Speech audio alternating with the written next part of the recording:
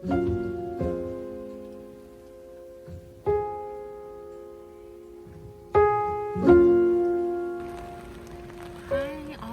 guys. So we're headed off to the decorators merchant today. Just gonna grab some few paint sample pots for our client, so we can do some swatches. But we'll keep you posted and see how it goes. Bye. Do the stuff and then just hand it over to the Yeah. decorator. What would you say has changed from that to the point now where designers are kind of Get more involved? I think it's because as an interior designer, you want to get more involved in terms of the detail, because I feel like it just gets lost in translation when you tell the builder, okay, just grab so and so, get the paint or whatever. But when it comes to paint selection, because we're directly involved with the client, the end user, we will know exactly what paint, or we will swatch several other paints. I mean, let's say the client, for example, this project I'm working on, this client wants green paint. They want nice, soft, calming green paint, but there's so many different types of shades. If I told that to a builder, they'll probably get the color wrong. That's not their concern in terms of how it feels or looks. That's more of the interior designer's point of view. So I think now interior designers are definitely getting more involved in that aspect than probably before, I'd say. Because now there's so many options as well. You have so many different price points and companies that you can get from as well. So I think that's what's changed. You go from aspect from designer, where people want specific tones, and people that they've hired privately, as in like if they've hired a fan ball into a designer who've spec'd it just for their brand. You get a lot of people coming for designer, but you'll find as well, we get a lot of questions asked about like eco-friendly VOC. Definitely. Anything sort of green. Definitely more green and more sustainable. And also because nowadays as well, you have more the private paints like Coat. They're obviously specialized very much, obviously again eco-friendly. Also in terms of reduced chemicals, not with the.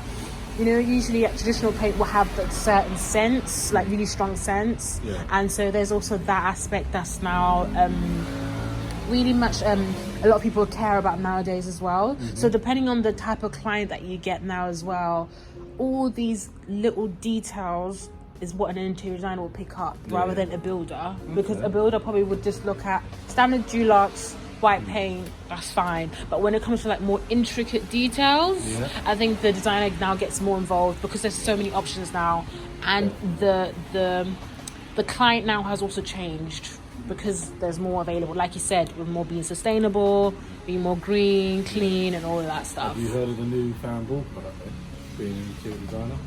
The new fan ball Dead Flat. Dead Flat.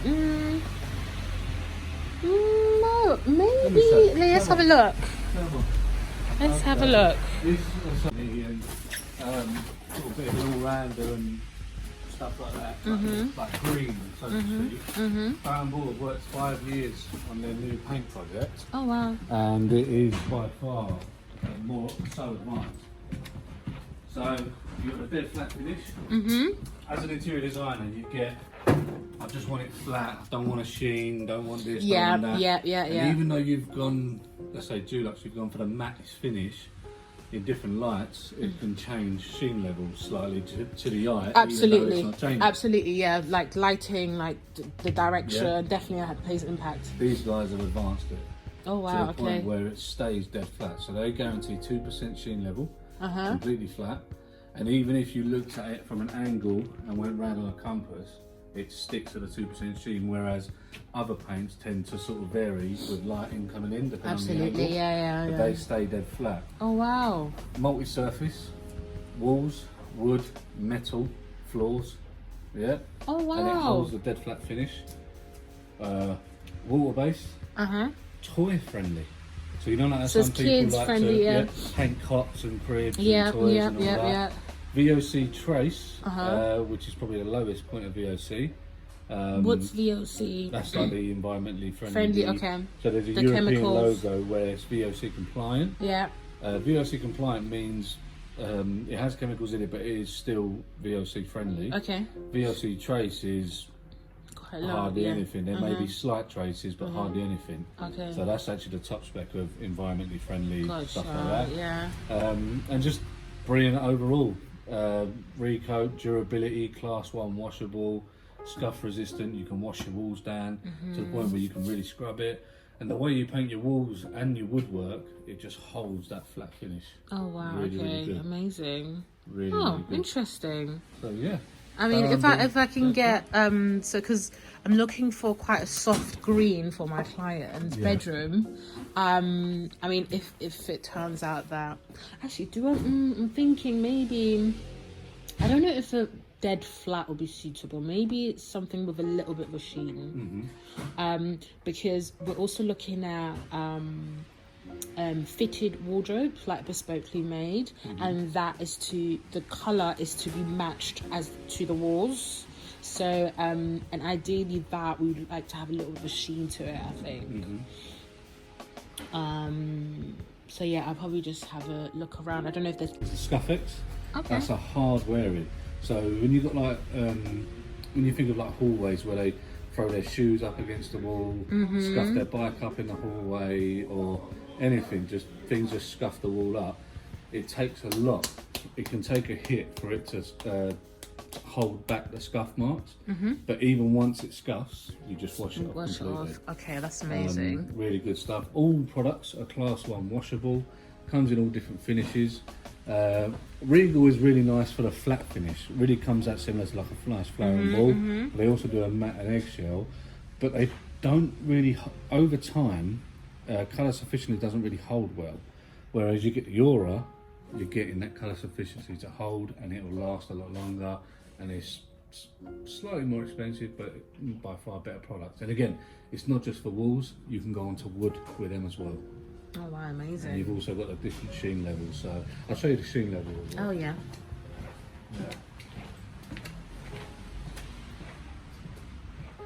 Looking for nice corners as well. You can grab them over here. It goes into a matte finish, eggshell, all the way down to a nice shiny 80% gloss. Oh wow. Some cases it can go to 90% sheen level, depending, but really good nice sheen levels and really nice colour wall. The Affinity range is by far the most intriguing one. The Affinity range is designs all those different colours, but every single colour complements each other. Okay. So you can sort of go from a white to a red to a green, and they all complement each other. So if you were looking to do your... So as you can see, there's so many paint options to choose from. I mean,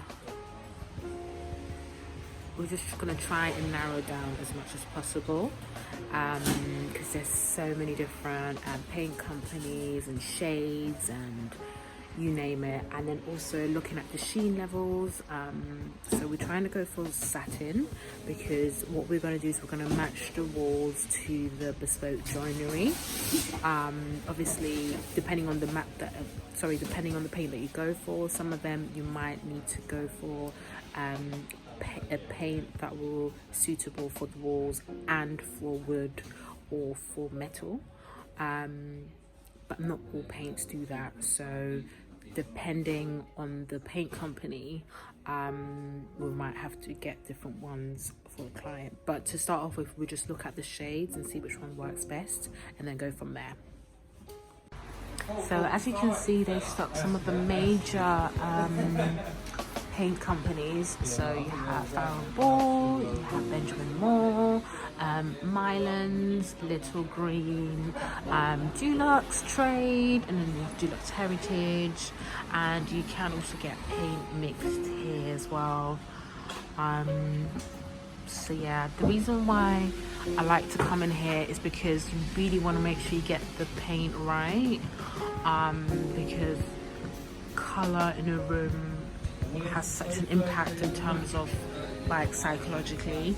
And this room, because it's a bedroom, we want to make sure that the client feels as calming and relaxed in this space, just to make sure we get it right as much as possible. So yeah, I'm just gonna grab a few sample pots so we can do some swatches on the wall when we get back on site, and then see how it fares on the walls as well.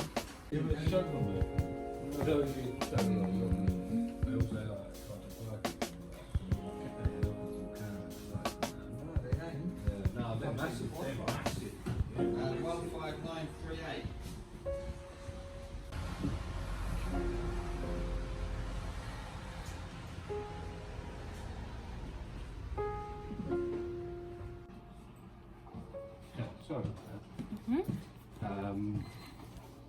So there's all your stuff there. Would you say that yeah, if I could have a bag, that would be amazing. Would you say any of these, I don't know if you can eyeball it, but the ones that I had originally marked, I don't know if these are lighter or darker than the ones we selected. In what, the phone ball? Yeah, like in terms of even these ones. Actually, they're probably similar. Within the same family. The trouble is there, you're going with the brush out of the paint. Yeah. So that's the actual paint brushed out. Yeah. And that's just a printed image. Which is always difficult. I found, honestly, it's a nightmare. I don't see how. I always say to people, the colour charts are there to give you an inclination of closeness to the colour. Yeah. Obviously, variations from paint to inks or paint to prints will change dramatically. Also, the brush strokes and, you know, like so how much paint. Have changed it, yeah? Because they used to have like this massive printed slack wall bandit sort of thing that people could just pick off. Like printed like that. Yeah. But now they've condensed it to the point where they've got little cards, got a brush out of the paint.